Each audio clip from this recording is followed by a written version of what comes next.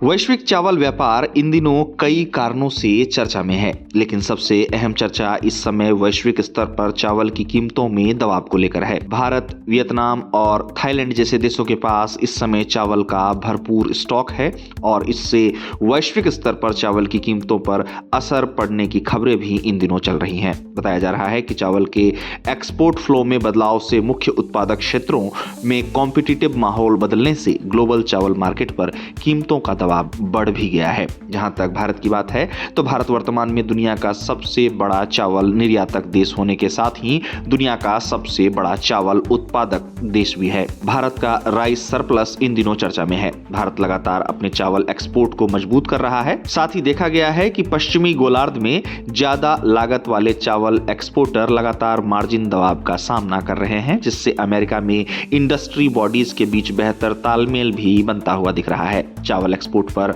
बात करने वाली एक हालिया रिपोर्ट में बताया गया है कि भारत की स्थिति चावल एक्सपोर्ट में मजबूत हुई है, जहां पिछले साल जनवरी से लेकर दिसंबर तक भारत के मिल्ड राइस का निर्यात लगभग 173.95 लाख टन तक पहुंच गया, जो 2024 की इसी अवधि के दौरान 165.10 लाख टन की तुलना में साल दर साल लगभग 5.4% की वृद्धि को दिखाता है। इससे साफ होता है कि भारत द्वारा किए गए या किए जा रहे चावल निर्यात ने राइस के ग्लोबल ट्रेड में फ्लो को बढ़ा दिया है। अब बात अगर ब्राजील के चावल निर्यात की करें तो पिछले साल 2025 में जनवरी से दिसंबर के बीच ब्राजील का मिल्ड राइस एक्सपोर्ट तेजी से घटकर लगभग 1.85 लाख टन रह गया, जो एक साल पहले के 2.32 लाख टन से 20.3% कम है। ब्राजील के इस निर्यात को देखें तो यह कॉन्ट्रैक्शन कमजोर इंटरनेशनल कॉम्पिटिटिवनेस को दिखाता है, क्योंकि कम कीमत वाली एशियन सप्लाई ने ग्राउंड हासिल किया है, जिससे ब्राजील की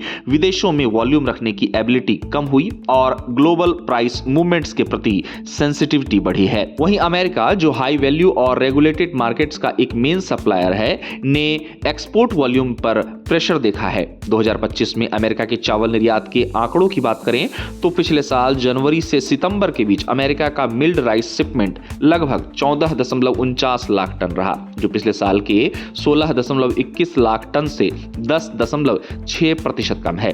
अब अमेरिका और ब्राजील के मिल्ड राइस सप्लाई के आंकड़े में कमी आने के बाद यूएस एक्सपोर्टर पॉलिसी से होने वाली सप्लाई में बढ़ोतरी के ग्लोबल प्राइस बनने पर पड़ने वाले असर के बारे में तेजी से बोलने लगे हैं। आपको बता दें कि ये चिंताएं यूएसए राइस और ब्राजील के राइस इंडस्ट्रीज एसोसिएशन के बीच साओ पोलो में हुई हालिया चर्चाओं में मुख्य विषय थी, जिसने सुर्खियां भी बटोरी। आपको बता दें कि साउथ अमेरिका में चावल का सबसे बड़ा producer Brazil historically domestic consumption पर फोकस कर रहा है, जिससे एक्सपोर्ट मार्केट को बैलेंस करने में सेकेंडरी रोल निभाता हुआ ये प्लान नजर आता है। हालांकि बदलते ग्लोबल लैंडस्केप ने उस मॉडल को टेस्ट करना शुरू कर दिया है। जैसा कि वर्तमान में वैश्विक स्तर पर चावल की कीमतें दबाव में हैं, तो दुनिया के चावल व्यापार पर नजर रखने वाले एक्सपोर्टर्स और एक्सपर्ट्स मानते हैं कि 2026 में भी चावल की कीमतें दबाव में बने रहने की उम्मीद है। उनका मानना है कि ग्लोबल राइस ट्रेड में मौजूदा इम्बैलेंस जल्दी ठीक होने की संभावना नहीं है।